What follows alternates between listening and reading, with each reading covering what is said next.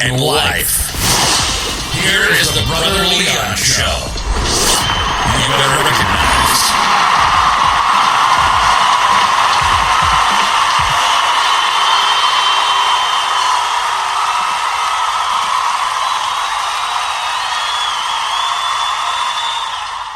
What's going on, listeners? This is your boy, Brother Leon, and you are tuning into another episode of the Brother Leon Show. So today, I am excited because I have a dear friend who we are going to interview. Her name is Alasha Bennett.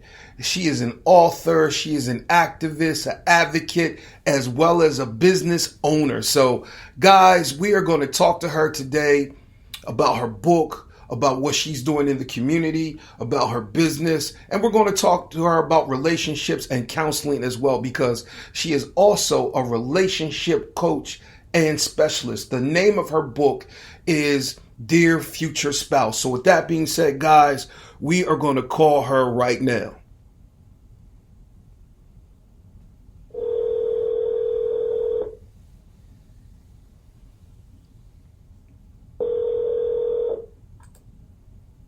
Hello. Hey, good morning. How you doing, Miss Bennett? I am doing quite well. How are you doing today? I'm doing pretty good. I'm excited this morning because I was telling the listeners this morning, I was like, hey guys, I got a dear friend. Her name is Alasha Bennett. We're going to talk about relationships, counseling, her business, her books.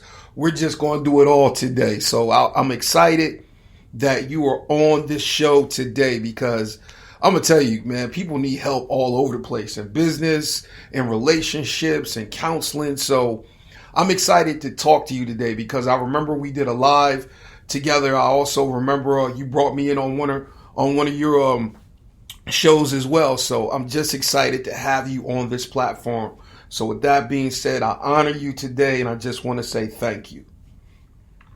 Well, thank you so much for having me. It's always a pleasure to come and talk about my favorite subject, which is relationships.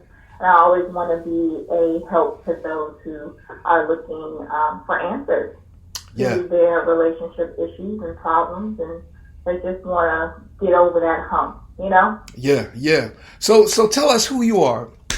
Tell us who you are and what's your background. How'd you come to do what you're doing now? Absolutely. Well, my name is Alasha Bennett, and I am lovingly known as the dating mechanic. I actually help singles and premaritals and couples figure out what it is that they want and need from relationships, and then help them to get that. So whatever stage you're in, whether you're single and you're looking, whether you're a premarital and you're trying to make sure that this is the one, or if you're married and you're just trying to add some spice, or actually be able to communicate with your spouse, I do it all. Wow, that's definitely great. So, listeners, you're hearing it. So, hey, we're going to give you some time so you guys can look up Miss Bennett. You can look up her whole website, Dating Mechanics. I'm going to tell you guys, she is like the relationship whisperer. So can you tell us about your books? Absolutely. Well, I have 3 books out currently. My first one is Dear Future Spouse. That's actually a 30-day journal. That Dear Future Spouse book allows people to understand, singles, to understand that marriage is a ministry, and that in order to be able to minister to your spouse, you have to take away all of the selfishness that we have, and learn how to serve. And a lot of people, you know, when they hear that, they automatically go, I'm not serving, I'm tired of serving, I don't want to serve. You know, been there, done that. That word service is a bum rap, man, every time. Yes. But I want to be able, you know, for singles to understand that when you are coming into coupledom, you have to come out of your single ways, right? And your single way of thinking. Mm-hmm. It's not about me, it's about we. So when you can take the time to say to your spouse, these are the things that I want. These are the things that I'm expecting, and I'm willing to do the same for you. When you come into the relationship with that mindset, it's a whole different ballgame. Communication is different. The way you approach your spouse about things is different. And so the book gives you 30 days of prompts that you will be actually writing to your future spouse about financial issues, about how you like to communicate, about how you want to handle disagreements or the children or family.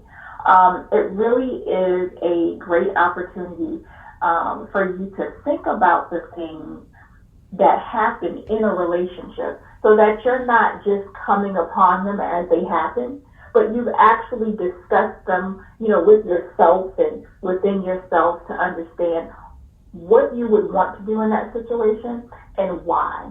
A lot of times it'll bring up a lot of triggers that people have that they didn't even know they had. And so the book allows you to kind of work out some of those things before you even meet Mr. Right or Mrs. Right. Wow. Thank you for that, because you definitely hit the nail on the head when you're talking about serving one another. Because a lot of people, I remember you and I were having this, we were going back and forth on Facebook and everything about submission and about submitting one to another and everything. So let me ask you this. Why is it, why is it that we, some of those words trigger us, like service, submission, we want love, but it's like, we're not willing, we're only going to go but so far. You know what I mean? Yes, exactly. Well, we get our ways of thinking and doing, our moral compass. We get that from whoever raised us, whether it was, auntie or grandma or mom and dad. We have influence from the pastor at church or our teachers. So anybody who has had a hand in raising us or caring for us or being some type of mentor to us, if they've made any type of influence on us at any time, that has impacted what we think and what we do. And so a lot of times we are getting what our caregivers think, right? Yeah. How they think, what they would do in that situation. They're teaching us. Yeah. And so if we never stop and say, hey, is this right? Is this right for me? Yeah. Right? Because one thing that can be right for one person doesn't necessarily mean that it's right for another. And so because we get those things from society, we have to make sure that we are bringing in that information and making sure it fits for us. Now, our triggers happen because of situations and things that have happened to us. Yeah. Someone could be, sexually shy because, something happened to them in their childhood, right? That kind of turned them away from intimacy. And it doesn't have to be, sex. It could be just hugging. They could have had someone that they felt weird around, and that person, was huggy and touchy and, those types of things. And it could have turned them off intimately. There's all kinds of things. So our triggers, when we have those triggers and when we figure out what they are, we need to be able to sit with ourselves and say, why am I having this trigger? What about this is making me uncomfortable or angry or, pulling back from my partner, so that I can be able to resolve those things. Because really, we're in relationships to resolve any issues that we have and to grow to a higher being, to grow to a higher self. Okay. All right. Thank you for that. That's definitely an eye-opener. Let me ask you this, and I'm going to use a little bit of church language. Why is it that it seems like dating at times can be easier than marriage and the fornication days, church-wise? are better than the days that we have. Now we're legal in marriage. Now it seems like the fornication days were better than the married days. And why is it at times that dating is easier than marriage? Can you break that down for us? That's so funny because someone who is dating would think that marriage is easier, right? Because they have a steady person. Mm-hmm. They don't have to worry about going on a date or meeting a new person, having to tell their story all over again. Yeah. So it depends on who you're talking to as to what's easier or what's harder. Okay. I would say that there are, caveats, of course, to both instances. When you're single and you're dating, it's fun. It could be lighthearted. There's no pressure necessarily to be around that person every single day. You can bring your representative to the table and not have to bring your whole self. You don't necessarily have to be authentic, although you should be. Yeah. But when you're married and you're with that person every day, day in and day out, they see everything, right? Yeah. You can't hide but for so long. Mm-hmm. Yeah, exactly. From your spouse that you're living with. Mm-hmm. So, like I said, it depends on who you're talking to, who would say what is easier, right? Yeah. And what is harder Yeah. To navigate. Yeah. There's definitely, those pros and cons for each aspect of that. Yeah. Because you got married people that's wishing, oh my God, I wish I could be single again. And then you got single people wishing, man, I would love to have what y'all have. I'm like, no. Absolutely. But that's who we are, right? We're people, we're human beings, we're fickle. And, sometimes, a lot of times in relationships, we would rather run instead of actually fix the issues within the relationship. Yeah. And so we just want to run. We just want to get out of it. We don't want to feel the pain or the pressure, or we don't want to do the work. And any relationship is going to require work. Could you say that again? Any relationship. It doesn't matter if it's a romantic relationship, a work relationship, a friendship. They all require you to do some work. Yes. And we can't get away from that. Yeah. So let me ask you this, because I hear a lot of people, it's almost like they're trying to go to God and just pray and not do any type of work when it comes to relationships. They just feel like I'm going to just pray the issue away and it's just, I ain't got to do nothing. Jesus going to fix it all. I'm serious. So. Well, you have those who can understand the concept of you have to put the work behind your words because you have to have faith, but you also have to work. So I'll use the analogy, I've been gardening this whole summer and growing vegetables and fruits and flowers and those things. And, I can look at the seeds all day. I can look at the dirt all day, right? Yeah. But until I plant it, will I ever see any fruit? Yeah. Not until I water it every day will I ever see any fruit. I have to work at it. I have to add that dirt. I have to shoo those bugs away. I have to give that soil the nutrients that it needs in order for that flower or that plant to grow. And it's the same thing with relationships. We have to nurture them. And if we don't nurture them and actually do the work to nurture them, they're not going to grow as big and as succulent as, you want vegetables that taste good. You don't want watery vegetables, right? Yeah. You want vegetables that have had the right amount of sun, that have had the right amount of water and nutrients and love, and in order to have that vegetable come out tasting and smelling good for cooking, you have to be able to put that work in. And it's the same thing with relationships. If we don't nurture them, if we don't put that sun on them and love them and hug them and, spend time with our person, it's not going to work as we want it to. Wow. I'm glad you said that because, we got to have that gardener mentality. We have to have that owner mentality because a lot of times it's like, you're investing yourself in the relationship. You're investing yourself in, making sure, like you said, getting the rocks out of it, pulling up the weeds, making sure you put the fertilizer down for the soil. Let me ask you this. Why is it that some people feel as though that, sex can be a cure-all in a relationship?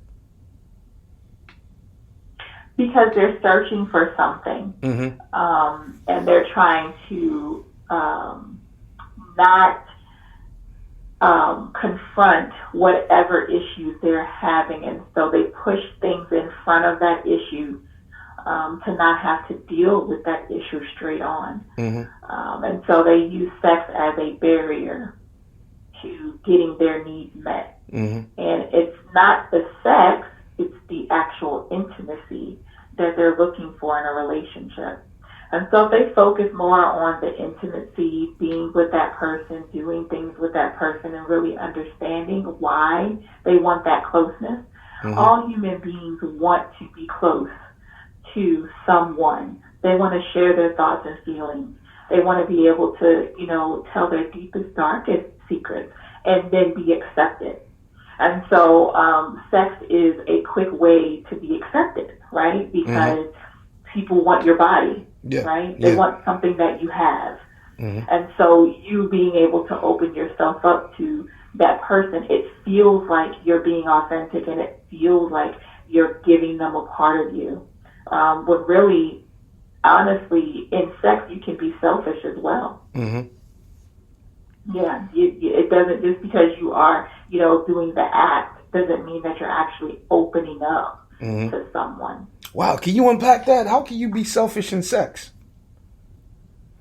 Almost definitely. If you are worried about just yourself and how you feel, and not understanding what the other person needs, when we're having those intimate times, you want to be able to get a feel for your partner and what they're doing, and be able to intertwine. You want to fit. They say you fit like a glove. You want to fit like a glove. You don't want to feel awkward, embarrassed, or, you don't want to have those types of feelings. You want to be able to, like I said, be open with your partner, and get your needs met physically, but also be able to release. We release a lot of endorphins and those types of things when we're in a sexual act. We want to be able to release those things and feel comfortable doing that. Like I said, without feeling embarrassed, and, without feeling like we're giving too much of ourselves, those types of things. Yeah. Because I notice it's some women, they're like, nah, you ain't gonna make me go crazy. No, sorry. You might take me there a little bit. You might take me there a little bit, but I ain't gonna let you go all the way, because I'm not gonna be that girl looking for you 12 o'clock in the afternoon with a flashlight. You ain't gonna get me open and sprawl. Well, see, and see, that's where the issue comes in, because sex is such an intimate act that you can't just have it with anyone. You have to, once you bond with someone that way, you're connected. And a lot of people don't want to believe that, but you really are. Wow. You're connected with that person. You shared something that's so intimate and part of you, and it really is not something that we should be playing with. As far as having multiple partners, or just those one night stands. It really is important for you to choose a partner and to be intimate with that partner and share those things with that partner. And that's not even talking about different diseases and things that, that are out there that one can catch from having multiple partners. But the fact of just being intimate with someone and how that can take you to a whole new level. Like I said, you're releasing endorphins and, all these different chemicals when you're actually in a sexual act. And one of them is, bonding with another person. And so that's what keeps us wanting to come back to that person. Wow. It's because we released that energy with them. right? Yeah. And so now we're bonded to them. Yeah. Yeah. And a lot of people don't understand that's what's happening. Yeah. Yeah. Exactly. You don't know how strong that bond is. You don't know it. You know what I mean? And a lot of people feel like, oh man, it's just sex. It's more than just sex. Trust and believe. Yeah. So, absolutely. So let me ask you this. And I think no, go ahead. Go ahead. No, I'm saying if we treat it as such and not make that the deciding factor on whether we're going to be with someone, but to make that, to realize that it actually is a bonding factor that keeps the relationship together. If we think about it that way, we can probably turn, the idea of sex being the end all be all of a relationship. We could probably turn that around. Yeah. Let me ask you this, being over here, I gotta go here. What you think about that song called WAP? I honestly have not watched that video. Okay. I actually have not heard that song, and I'm gonna tell you why. Why? Number one, it doesn't interest me. After I found out what it actually stands for, it doesn't interest me. Okay. I'm over 40. However, I was, I grew up in the 2 Live crew and the, Adina Howard and the, Yeah. And the Janet Jackson and the, I grew up in that, and this is nothing new. It's just a new generation, a younger generation doing it. I mean, even our parents growing up in the 60s and the 50s and there were songs that they shouldn't have been singing, at their age. You know what I mean? Exactly. I mean, there's nothing new on this planet Earth, so it's just a new generation doing a new thing. Yeah. I find it funny that we are focusing on how a woman decides to express her sexuality, but we're not talking about how men sexualize women. Yeah. So it's kind of like, it kind of gets to the point where, okay, we're back to this discussion again. Yeah. It always comes around. Yeah, it's crazy because it's like, y'all mad over that? I'm like, come on, man. We used to listen to Mystical. Remember that? Exactly. Little John. So many songs, I was laughing the other day, just thinking about the song, Tonight is the Night That You Make Me a Woman. Like, who, Yeah. No one is talking about the marriage bed. Nobody's talking about anything like that, They're talking about an experience that they had. Yeah. I mean, man, Shirley Murdoch. I mean, come on, really? Right, that was a whole song about cheating. So we have to be very careful about being hypocritical, about the new generation. Like I said, there's nothing new under the sun. You're right about that. We're human beings. Yes. It's not that complicated. Yeah, you're right. So I want to go into marriage. So let me ask you this. What does it take to have a successful marriage? Because, I know that's like a broad statement. Yeah, because success depends on the goals of that couple. Okay. So, and it just depends on where that couple is. We always want to be with somebody that we can grow with. That's number one.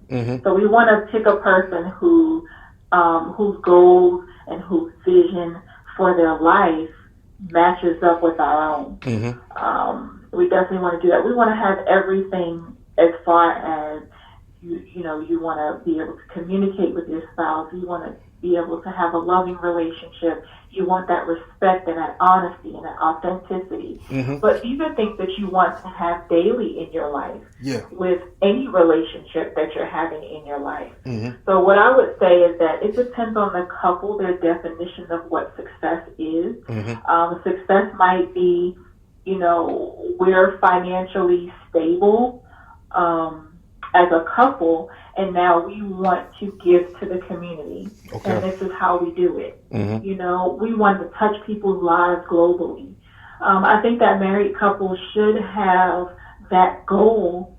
Excuse me. They should have that goal of what they're going to add to the community that they're in. and then to the world. Wow. And a lot of couples are so hung up on just their relationship, and they're not looking outside of self. And I think the relationship will go a lot better if they're not just focused on the in and out and every day of their life, and they're focusing on something bigger. Okay. You know? Yeah, I'm glad you said that. So it's important that as a couple that we also find a cause that we can put our energy into. Absolutely. How are we? Because each one of us have a purpose, right? And it would be good if our purposes lined up. Yeah. Well, yeah. Well, some people, right? Yeah, some people feel as though, well, hey, we married. Your purpose is to serve me. What do you do with that? Right, and that's really not the purpose. And so when I say you get into relationships in order to grow. You get into relationships in order to go to a higher place within self and understanding, and being closer to God and understanding what is this universe all about, right? Yeah. You can't do that if you're stuck on gender roles. Okay. You can't do that if you're stuck on, where you're supposed to, do the dishes and you're supposed to tend to my every need, and not giving up ourselves to a higher place, to a higher purpose. And, a lot of these things that we talk about in relationships are very trivial. Cheating and, who left the bathroom door open or seat up or whatever the case may be. Those are trivial things that if we focus on the big picture, those things wouldn't even bother us. They wouldn't even matter. Yeah. So I'm glad you said that, because, I think the thing that a lot of people feel as though is that, when it comes to relationships, like we said earlier, people don't want to put the work in. And because people don't want to put the work in, it's like, they start looking on the other side. The grass might be greener on the other side. I'm like, if you jump over the fence, you still going to have to put the work in. And nobody believes that. It's like whatever you don't do in one relationship, you're going to end up facing it again in another relationship. And that's the God knows truth. So you got to have that work mentality. Now, I look at it like this. If you feel as though that the work over here is too hard and the work over here might be easier, you still going to have to put the work in. But I say this, you know what you have. So just do what you got to do to make it work. If you can't make it work, then, cut your losses and keep it moving. That's why it's so important to, as they say, be equally yoked, be with somebody who fits, most of your criteria for a relationship. And it's not that you're nitpicking and they have to be so tall and, have, a certain skin complexion. It's not about that. We're talking about character. Yeah. We're talking about goals. We're talking about vision.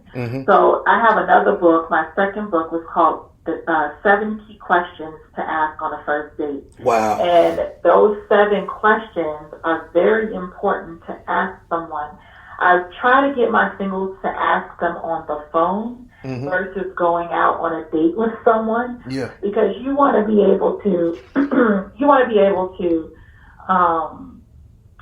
be very cautious with your time. Yeah, exactly. And how much time you're spending on someone who is not a good match for you. Yeah. So if you take the time to ask those questions on the phone, with messages, those types of things, then you can see if that person is even in the ballpark of being somebody that you would consider being in a relationship with. Then you can go out on a date. And then, I have a book called 35 Date Tips. Okay. That's my third book. Okay. And in that book, I talk about what type of dates you should be going on, right? So there's a couple of different types of dates that you should be going on. One of the dates, your first date should be clearly informational. Another type of date would be being on a date that solves a problem. So as for example, what are those places called? the ones where you go, the escape rooms. Okay. So that solves a problem, right? Yeah. Another date would be, how well do we work together? So what if you went out on a paddle boat ride or a rowboat ride and you try to get across the river, right? That would be something where you're having to work together, and see, how does that person deal with stress? How does that person deal, how would they work with me? Do we communicate well? And it doesn't mean that you're not going to be with that person. It gives you an idea of that person's communication style. And everyone can learn to communicate, right? So now this is the base. This is where we are. And I know where I want us to be. So this would be something that we would need to work on. And a lot of that happens in premarital coaching as well. I have a whole thing where, I give my couples, this test, and they're kind of afraid of the test. They each take the test, and there's nothing to really be afraid of, because it's not saying that you two shouldn't be together. It's pointing out the areas where you might want to work a little bit harder. It could be in the communication, area of your life. It could be in the financial area of your life. But just being able to understand, this is a real picture of where we are. Now let's make a plan about how we're going to, conduct the different areas of our life. Wow. I'm glad you're saying that. I'm serious. I want to go back to your second book. Can you tell us, what is one question a person should ask? You ain't got to give us all 7, but just one, if you can. Absolutely. Let's see. I have the book here, so let me look and see a really good one.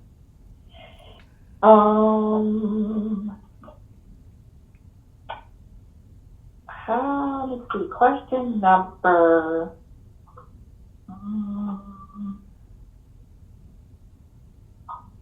Question number 3 is, where do you work? Okay. Right? Okay. Yeah. Or some variation of that question. Why are we asking that? Not only because we want to make sure that they're financially, stable and, they're able to take care of themselves, and they're not just getting with us because they want to bum off of us, right?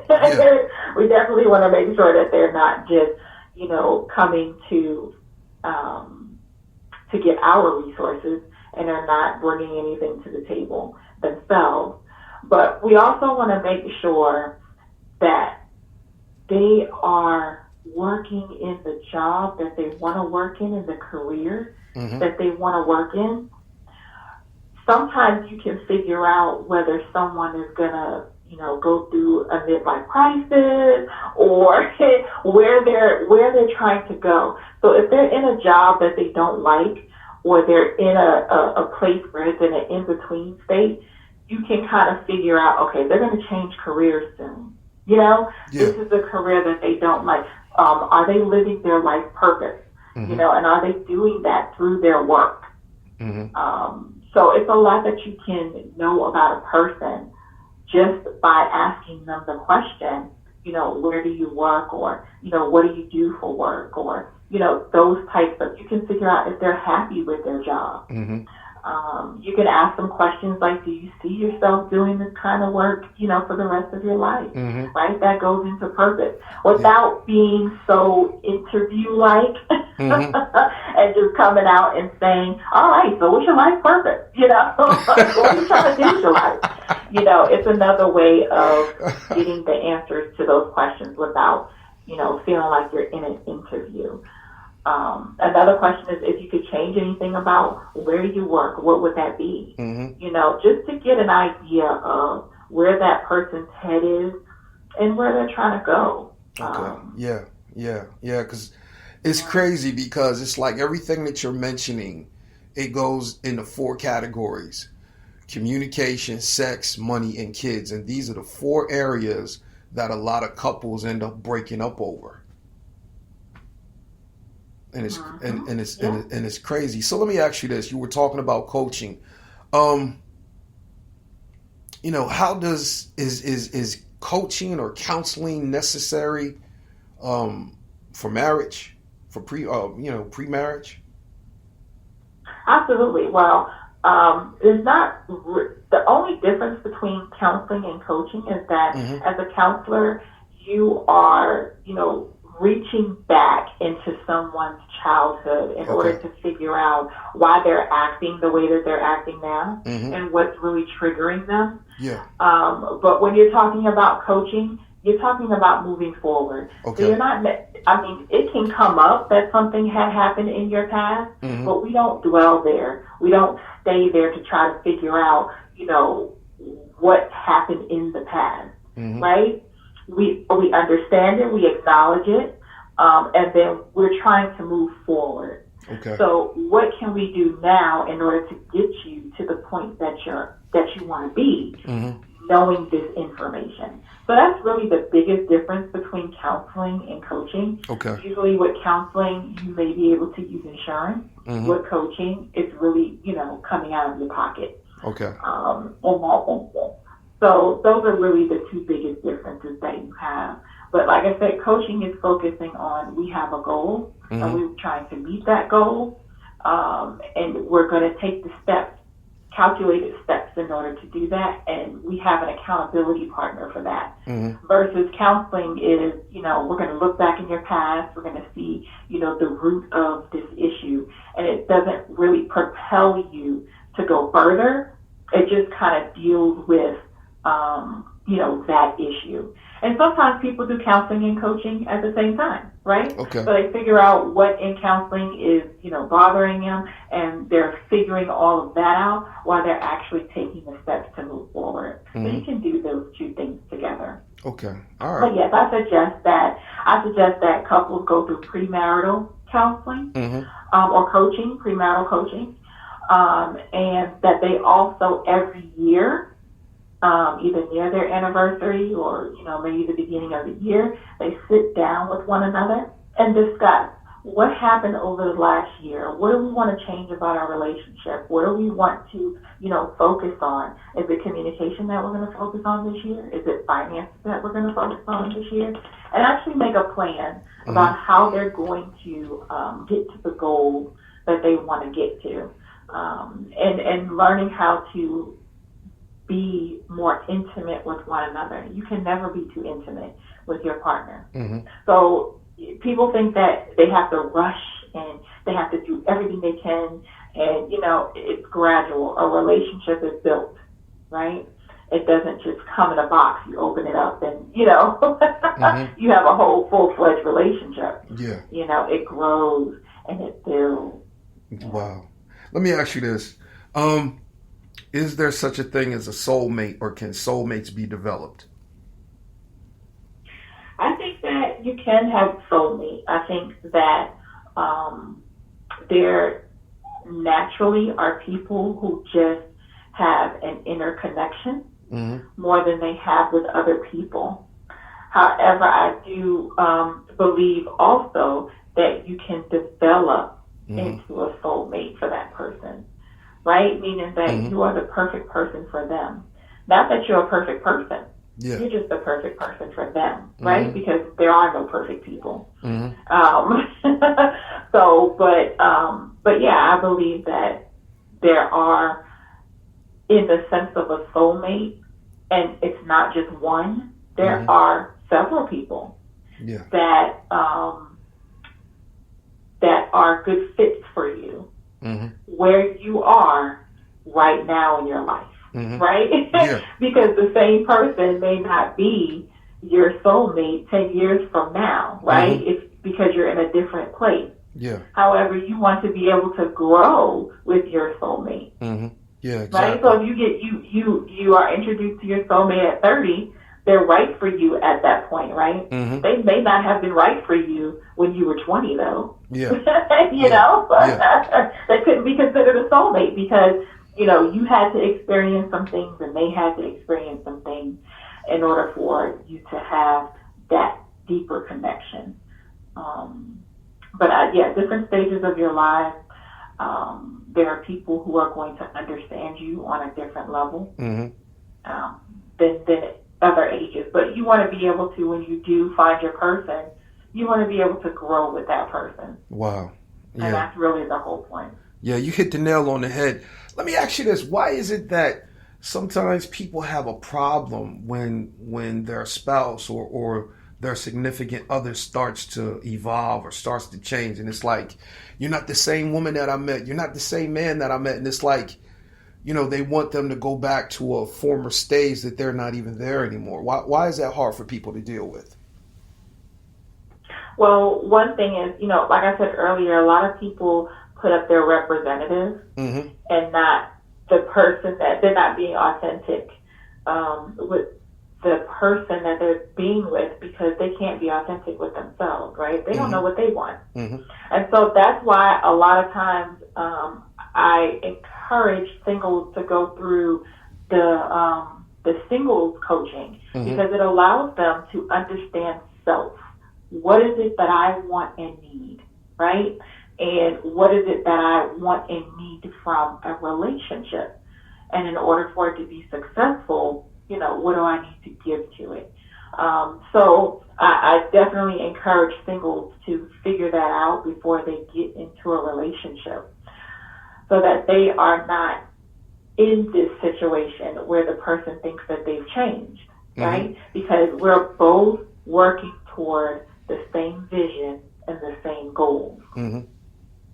Yeah. So it doesn't feel like we're moving apart.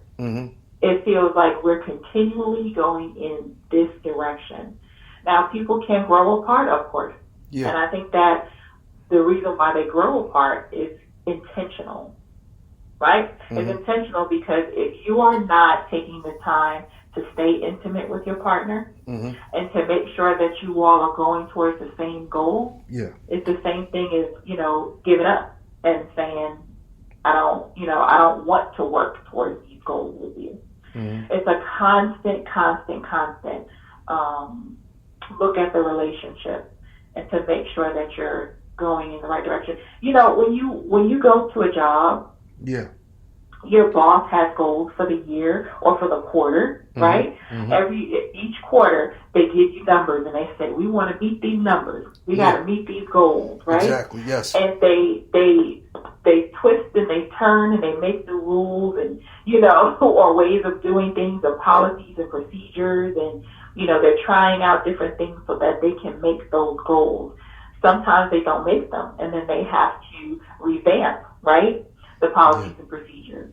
And sometimes they exceed those, and then they keep doing that. Same thing with relationships. Okay. All right. Same exact thing. Okay. So how important is compromise?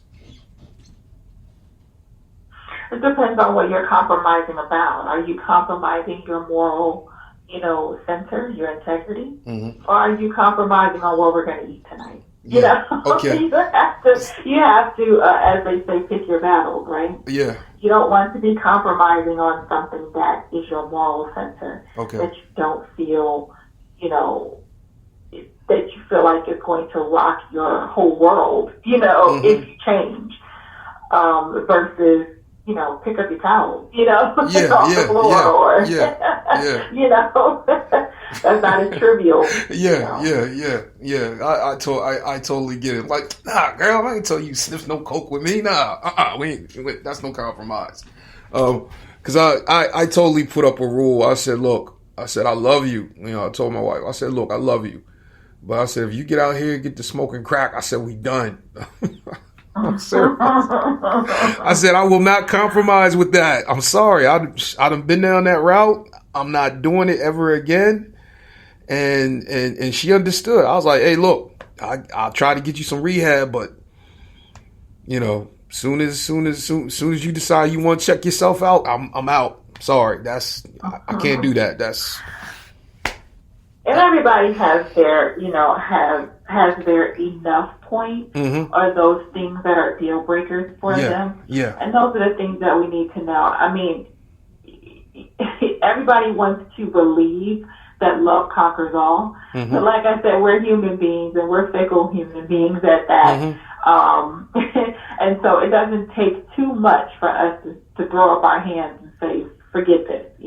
That's why marriage should be viewed as something sacred.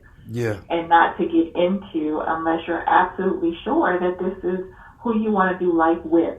And so that's why it's so important to do that premarital coaching and, really, really date this person and get to know them before you say I do. Yeah. Let me ask you this. That goes into that. Have you seen that Netflix show? I think it's called 90 Day Fiancé. Everybody keeps talking about that show. I think I've watched one or two shows. Yeah.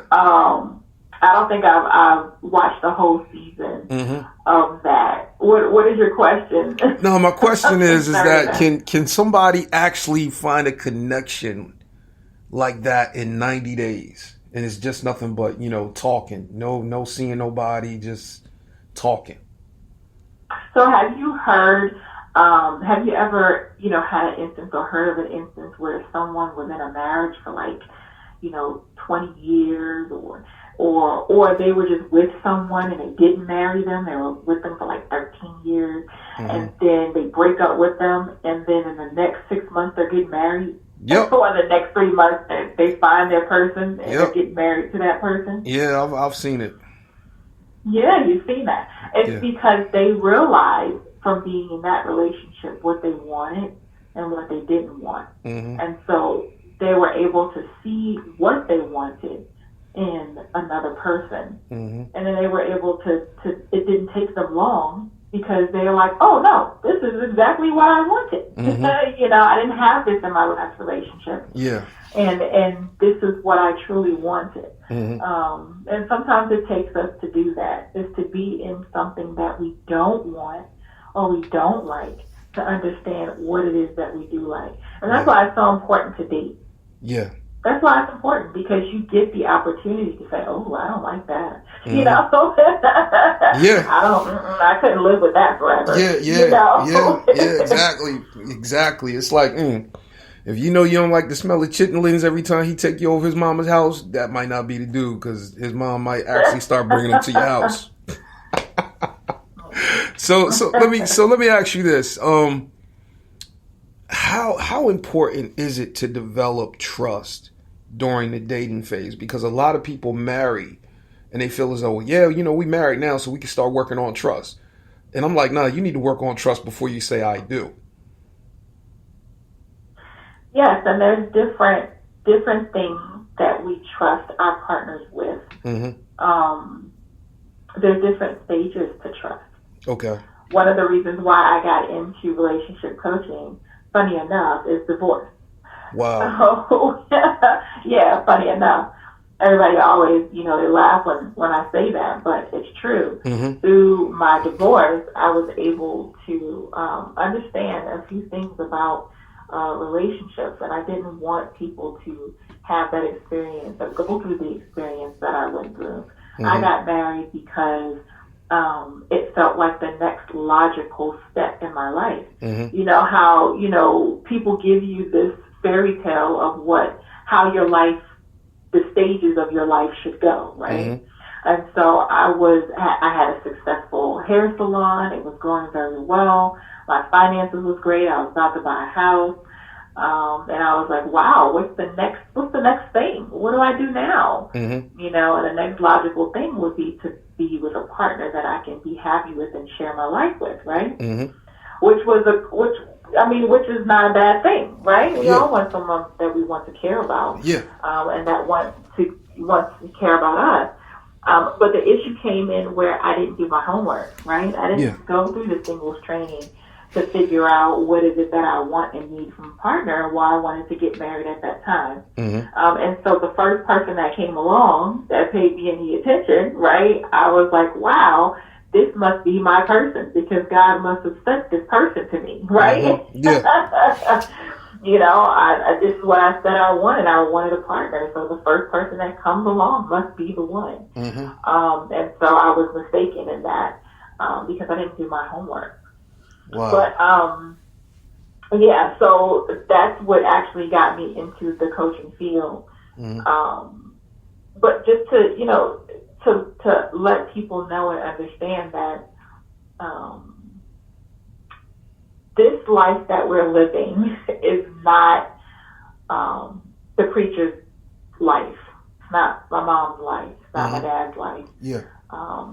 everybody has to live their own life Mm-hmm. and understand what it is that they need for themselves. Mm-hmm. And so being very in tune with that is how you're going to find the person that's right for you. Mm-hmm. Okay. But yeah, thank you for that transparency and everything, because a lot of times people they see the success, they see the fact that you're an author, that you're a coach, but there's also history behind it. You know what I mean? So Absolutely. yeah. So definitely thank you for that. So talk to us. How did you start the Bennett Foundation or the Bennett Center? I'm sorry.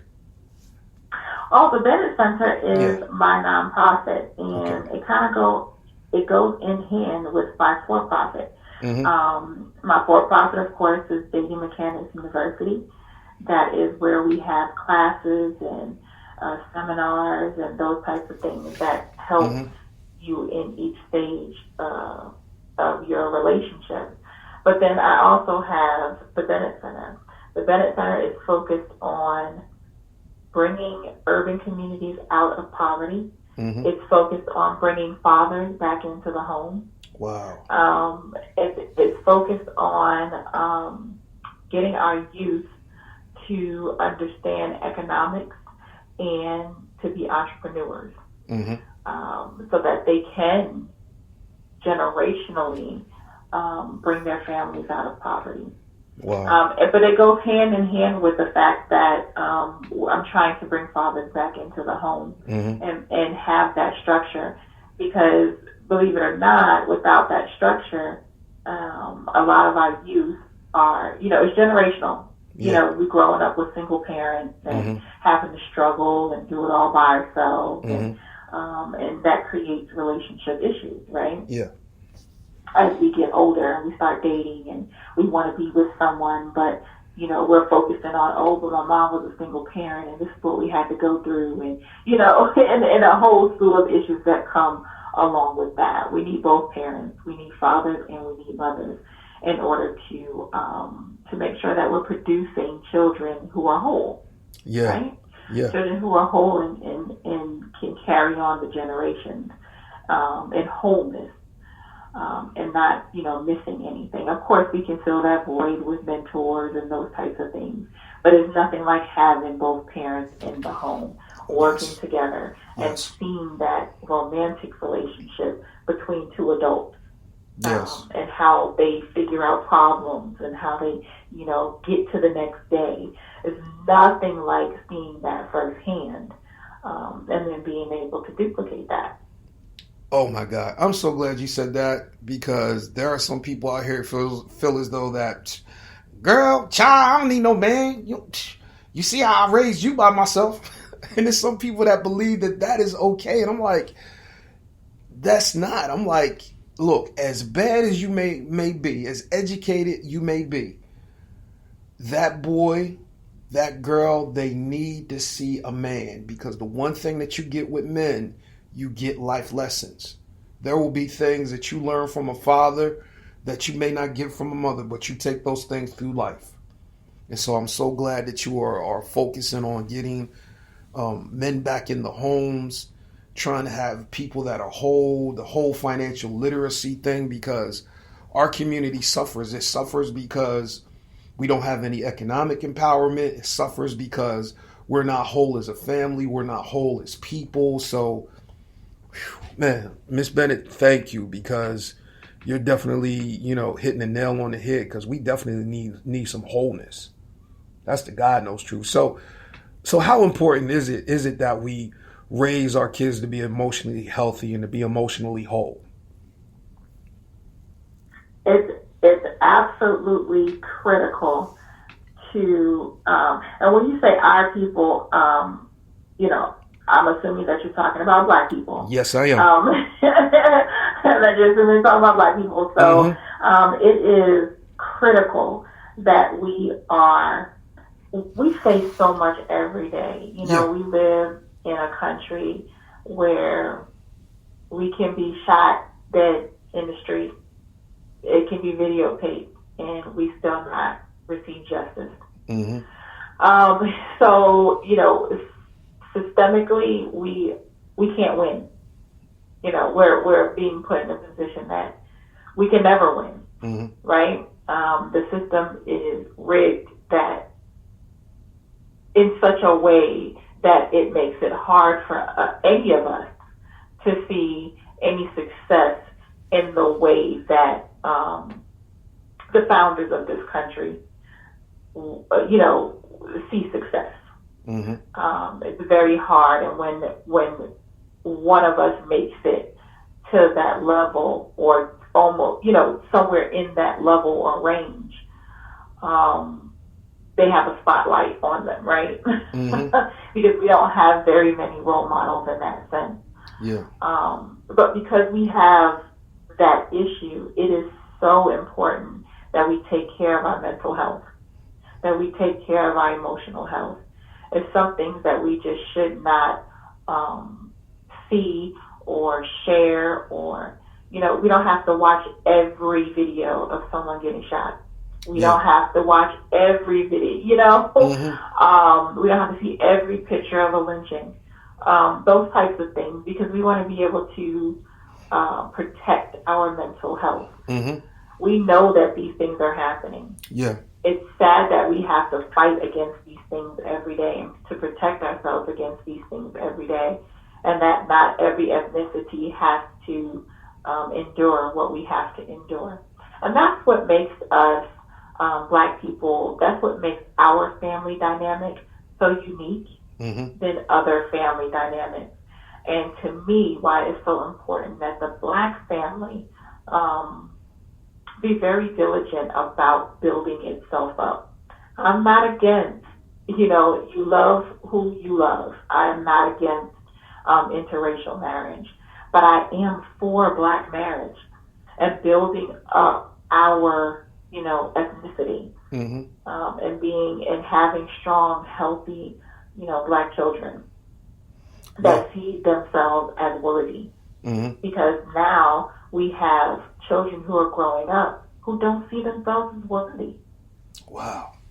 And that's sad. Yeah. But bringing those fathers and mothers back into the home and back together and working together, they can build that child up from birth, right? To understand that they're worthy, that they're more than enough, and that they can conquer, and that they can, do anything that they put their mind to, whether it's going to school, building a business, whatever they want to do, traveling the world. Yeah. They can be the CEO of a company. They can do whatever their hearts desire, and that there is no ceiling.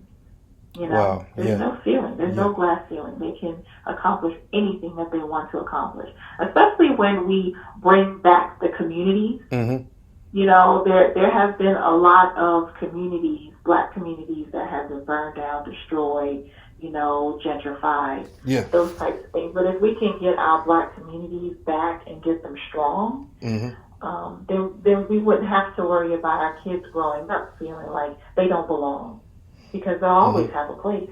Yeah, exactly. It's almost, I'm glad you talked about community, because, the crazy thing is that a lot of people feel, they put it in kids' heads that you got to do this so you can get out. And it's almost as if you're saying that the community in which I live is so messed up that I have to, escape it, like I'm escaping from jail, like I'm escaping from slavery.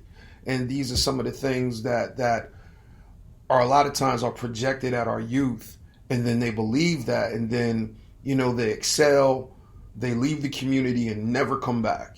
And I'm like, you can make it and change, change where you are, because I look at it as this, people put a label on communities of color.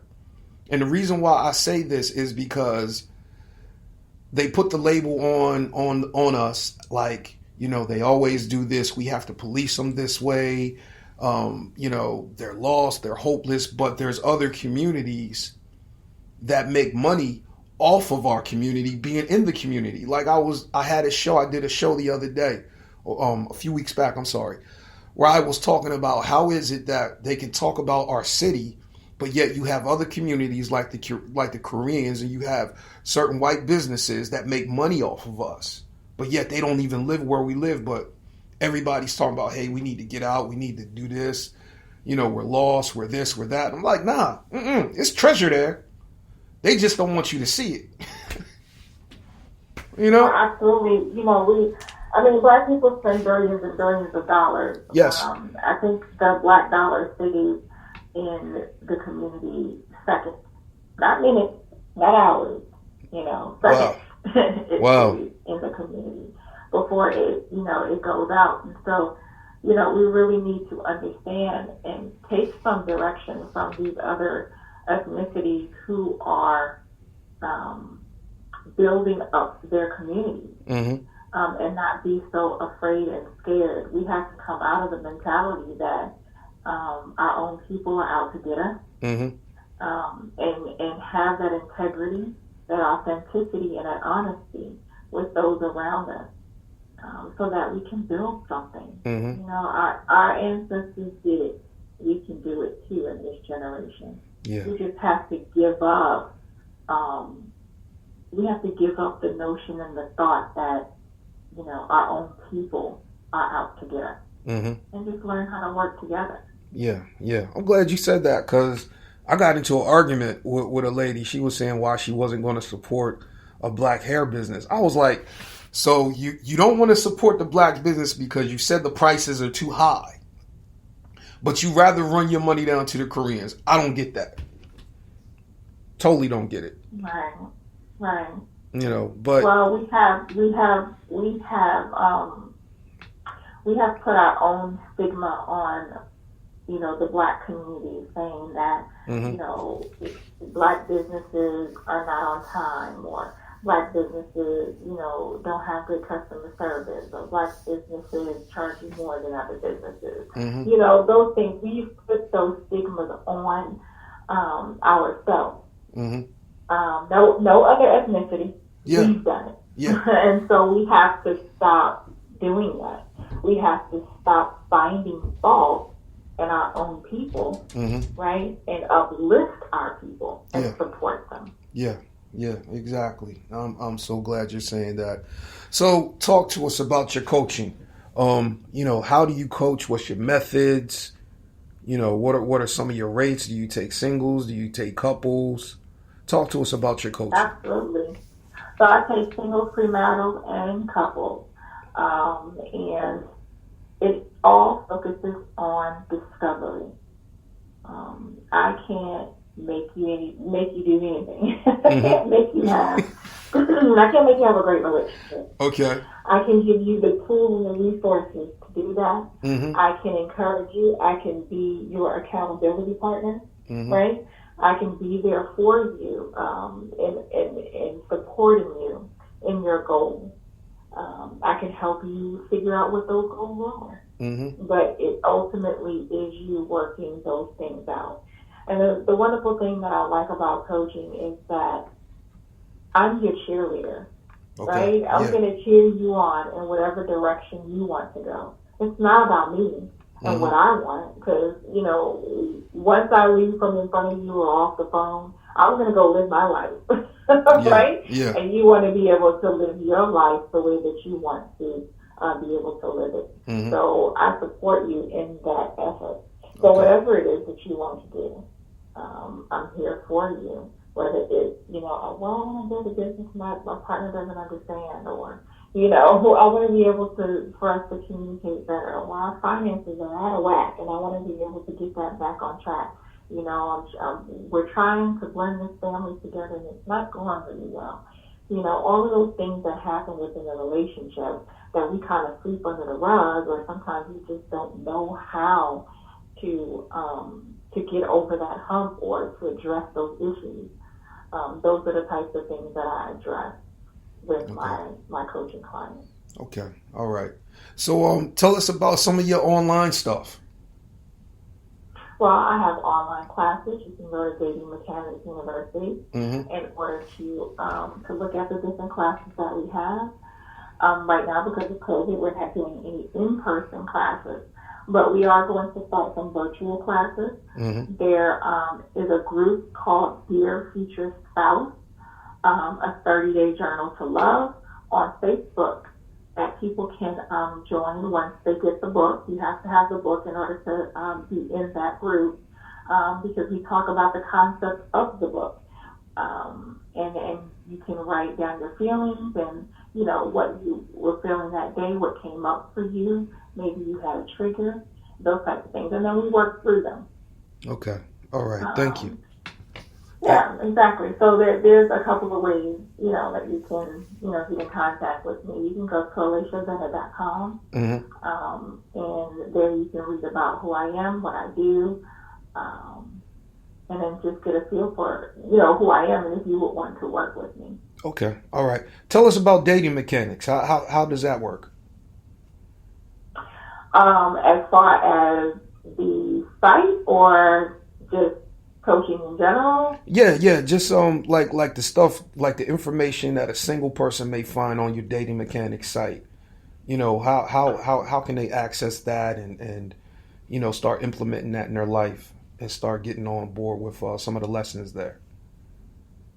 So one of the things that you definitely want to do is I have an assessment that I give singles coming in to understand where they are in their dating life right now. So what is the goal of being in a relationship for you? And what type of relationship do you want to have? Because there are different types of relationships. Mm-hmm. You may want to just date because you just got out of a relationship and you want to just kind of figure out what you want and who you want to be with. So you're dating casually, right? You don't want anything seriously. Mm-hmm. You might just be dating for companionship and dating for fun. You may not want a live-in relationship. Mm-hmm. Some people don't want a marriage. They just want to have a partnership. Mm-hmm. Right? They don't want it to be legal, but they want to, they want one partner. It just depends on what type of relationship that you want. And you could, really want to have a marriage and be with one person. And, it just depends on where you are. So first you do an assessment to figure out where am I at in my dating life? Mm-hmm. And am I ready for the type of relationship that I want to be in, mm-hmm. right? Yeah. Because if you just want a relationship that's just fun, that doesn't really require a lot, right? Because you're taking care of self. But if you want to be in a relationship with another person that is a long-term marriage relationship, there are certain things that you should have in place. Finances and, those types of things that you need to be paying attention to in order to have a successful relationship there. Okay. All right. Thank you. So could you tell us again, how can people get a hold of you and how can they follow you on social media? I'm Alasha Bennett on everything. So Alasha, Alasha, Bennett, Bennett. You can find me there on Facebook and you can find me on Instagram. And everything is fully connected. So any other things that you want to get to, you'll be able to find it at any of those avenues. AlashaBennett.com. And of course, DMU.Solutions is our Dating Mechanics University. Okay, thank you. So, hey, I was looking on Facebook the other day and I saw that you had some masks, you had some T-shirts. How can people purchase those items and also sew into the Bennett Center? For the Bennett Center, they can go to thebennettcenter.com in order to, we have a couple of items in our store. We have T-shirts and masks and mugs and bags and umbrellas and those types of things. If you actually want to support the movement we're doing there in my foundation. I also have T-shirts and masks and things for Dear Future Spouse. And you can go on AlashaBennett.com in order to see those things. Okay. All right. Miss Bennett, I just want to say thank you. It is definitely an honor interviewing you and speaking to you. We definitely got to do this again. So can you give us some words of encouragement and wisdom? Be authentically you, whoever that is. And if you don't know who that is, find out who that is and be it.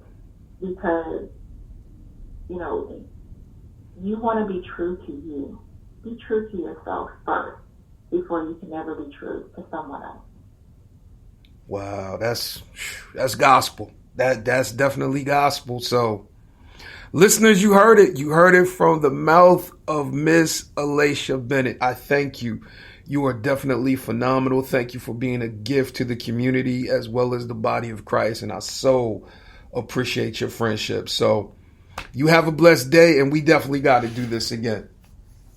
Absolutely. Thank you so much for having me and allowing me to speak to your audience and just share with them some of the knowledge that I have gained. Oh yeah. You know what? I think one of these days, I think I'm gonna have you and maybe a few other people come on the phone so we could just, you know, talk about relationships and you know, the ups and downs and strategies and what works, what don't, and everything. So yeah, we definitely gotta do this again. So I just want to say thank you. Absolutely. Thanks for having me. All right. You have a blessed one. All right. Bye. You too. Well, listeners, this was what I was telling you guys about Miss Alasha Bennett. She is phenomenal. I am so thankful to God for her life. And so you guys go support her. Yo, if you're single, hook up with that Dating Mechanics. Get the books, Dear Future Spouse. If you're looking at community, go to the Bennett Center because, guys, she is for community. She is for the family, and that is what we need with our black families today. We need to build each other up. We need to bring the fathers back into the home, and we need economic empowerment in order for us to change. And it begins with us. It starts with us. So with that being said, guys, I just want to say thank you, and I just want to tell you guys, be blessed, be the miracle, have faith, but don't be stupid. Peace.